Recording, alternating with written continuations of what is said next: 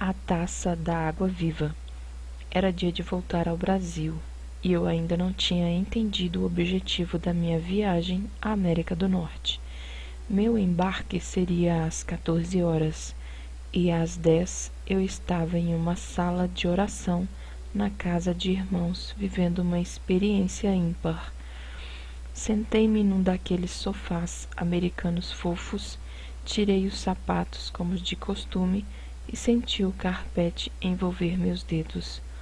Um pastor amigo assentou-se ao lado com a filha e me perguntou: "Você já foi arrebatada, Fernanda?" Respondi: "Sim, pastor, na minha conversão." Mas nunca mais tive essa experiência.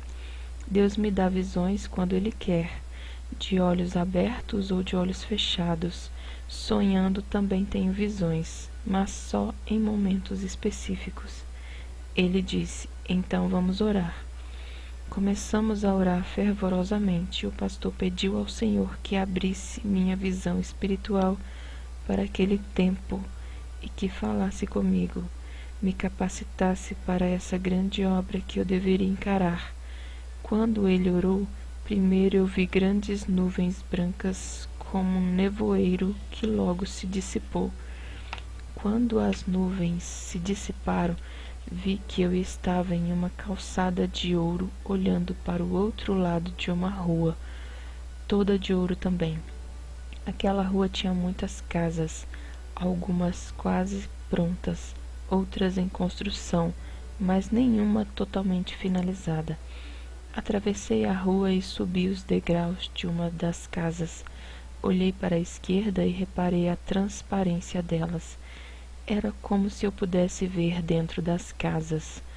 Os tijolos eram de ouro e de platina. Continuei subindo os degraus, e o varão, semelhante a um anjo, que estava à porta, virou-se abrindo caminho para eu passar. Essa casa tinha vários pavimentos, e eu sabia que só poderia entrar no primeiro átrio. Havia um pátio menor e lá uma taça branca de pedra, muito lisa e polida. A taça era grande e tinha asas semelhantes às de xícaras. Parecia que ela poderia ser derramada quando Deus desejasse. Aproximei-me para olhar dentro da taça e vi uma fumaça branca e fina saindo. Olhando melhor, percebi que a taça estava cheia de água. A água parecia ferver, pois borbulhava. Mas, ao aproximar minha mão para sentir a temperatura, constatei que a água não fervia, apesar de borbulhar. Ela se movia sem parar, como se exultasse de felicidade e vida. Eu disse: "Vida, essa é a água viva."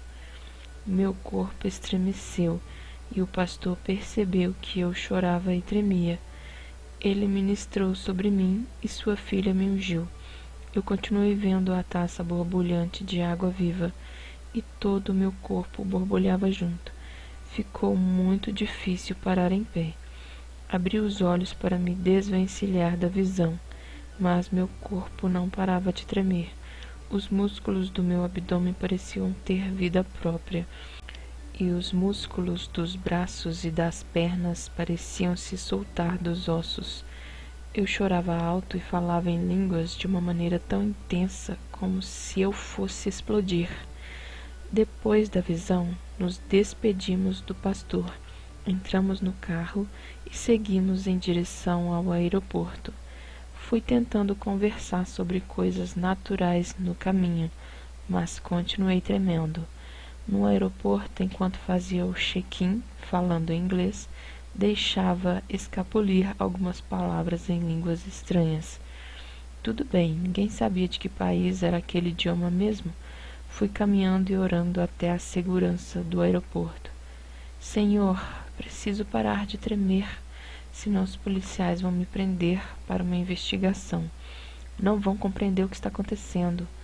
Quando chegou a minha vez de ser inspecionada, a tremedeira cessou.